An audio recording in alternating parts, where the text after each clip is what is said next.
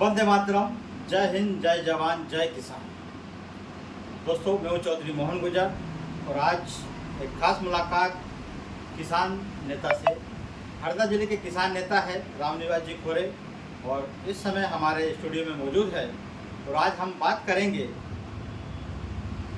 गोहाना क्षेत्र की। गोहाना क्षेत्र में जो है कृषि प्रधान क्षेत्र है और जिसको हरदा जो जिला है वह मिनी पंजाब जिसे कहा जाता है। कृषि आधारित यह पूरा जिला है और वर्तमान में मूंग की जो फसल है वह पूरी तरीके से पक कर अनाज भी खेत और खलियान में है और किसान बेचने का इंतज़ार कर रहा है। लेकिन इस साल सरकार जो है वह समर्थन मूल्य पर मूंग की फसल की खरीदी नहीं कर रही है। अभी तक सरकार की ओर से किसी प्रकार से कोई अधिकृत बयान नहीं आया। लेकिन इधर जो क्षेत्र का जो किसान है वह बहुत ही परेशान है और आस लगाए बैठा है कि सरकार उनसे समर्थन मूल्य में जो मूंग है वह खरीदे। लेकिन अभी तक कहीं पर भी कुछ खरीदने के आसार नज़र नहीं आ रहे हैं। वर्तमान में रामनिवास जी खोरे जो किसान नेता है वह हमारे साथ में यहाँ पर मौजूद है। उनसे भी चर्चा करेंगे और जानेंगे कि सरकार मूंग की फसल क्यों नहीं खरीद रही, आखिर क्या कारण है, ऐसी क्या मजबूरी है जो फसल नहीं खरीद रही। मैं रामनिवास खोरे राष्ट्रीय किसान मजदूर महासंघ में मध्य भारत प्रांत का प्रांतीय उपाध्यक्ष हूँ। और वर्तमान में जो ग्रीष्मकालीन मूंग की फसल है वो किसानों की कट कर के तैयार हो गई और मंडियों में बिकने जा रही है।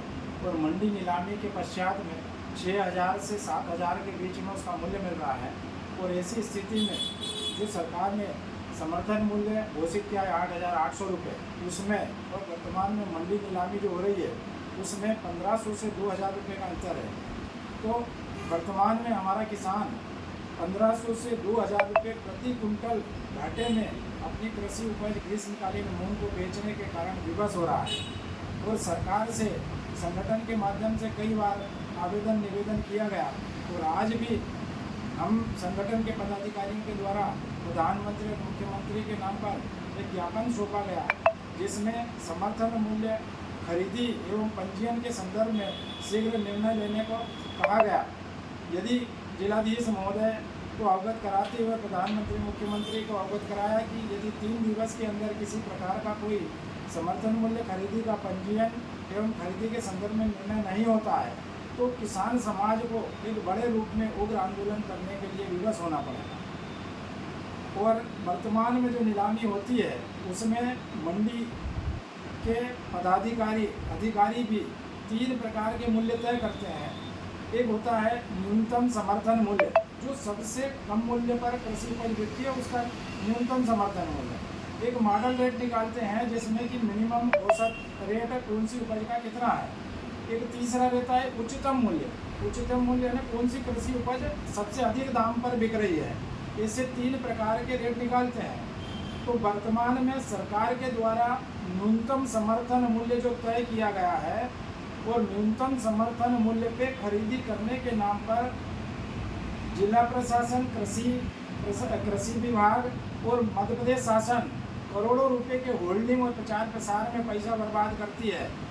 और उसका नाम है न्यूनतम समर्थन मूल्य, यानी सबसे 3rd क्लास का मूल्य तय है। और उस पर भी प्रदेश सरकार और केंद्र सरकार वर्तमान में किसान की ग्रीष्मकालीन मूंग की फसल खरीदने को तैयार नहीं है।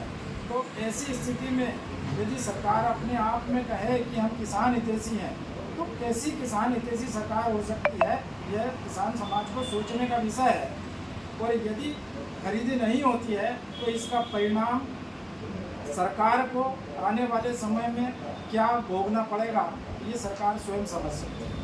अभी कृषि मंत्री शिवराज सिंह चौहान और दर्शन सिंह चौधरी जो कि किसान नेता है अपने आप को कहते हैं और पहले सर पर कफन बांधकर वो निकलते थे, वर्तमान में सांसद है, उनके द्वारा भी कोई पूर्व में दर्शन सिंह जी चौधरी किसान संघ में काम करते थे। उसके बाद में राष्ट्रीय किसान मजदूर महासंघ में भी काम किया उन्होंने। और उन्होंने कई बार ऐसा कहा था कि मैं किसान समाज की सेवा अविवाहित रहते हुए जीवन पर्यंत तक समाज सेवा करूंगा, कहीं भी राजनीतिक मंच पे या राजनीतिक क्षेत्र में नहीं जाऊंगा। परंतु वर्तमान में विगत 5-7 वर्षों से वो संगठन को छोड़ करके और किसान समाज को छोड़ कर राजनीतिक मंच पर चले गए। तो उनकी भाषा किसान समाज से बदल के राजनीतिक हो गई। शिवराज सिंह जो बोलते हैं मैं मेरा पूरा जो प्रदेश है मेरा परिवार है, इस प्रकार की बातचीत करते थे। पाँव वाले भैया जिनको कहा जाता है, उन्होंने क्या कहा बीते दिनों में? देखो ये तो एक मतलब अतिशयोक्तिपूर्ण है कि पहले कई बार मुख्यमंत्री महोदय शिवराज सिंह जी ने कहा था कि मैं पुजारी हूँ और देश की जनता मेरे लिए भगवान है और मैं भगवान समझ के सारी जनता का सेवक हूँ। परंतु वर्तमान में ऐसा परिलक्षित नहीं होता कि ये देश की जनता को भगवान माने और भगवान के समान किसान समाज की सेवा करे।